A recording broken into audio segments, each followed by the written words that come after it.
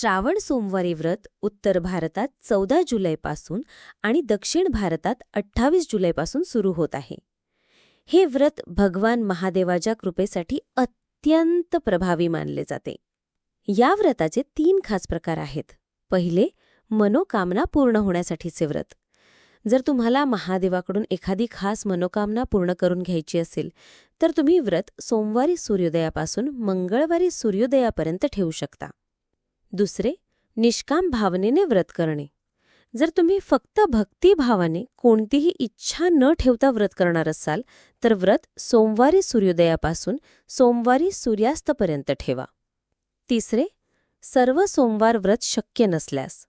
ज्यांना सर्व 4 सोमवार व्रत ठेवणे शक्य नाही ते पहिला सोमवार आणि शेवटचा सोमवार व्रत ठेवू शकतात. व्रतात काय खावे? फळाहार व फळं खाणे चालते. उपवास सोडताना जे प्रसाद महादेवाला अर्पण केले आहे तेच प्रसाद रूपात स्वतःही घ्या. हे सर्वोत्तम आणि शुद्ध पद्धत मानली जाते. सर्व श्रावण सोमवारच्या तारखा आणि महत्त्वाचे मंत्र मी डिस्क्रिप्शनमध्ये दिले आहेत, ज्यामुळे तुम्हाला काहीही चुकणार नाही.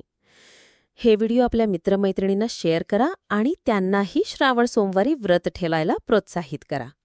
हर हर महादेव.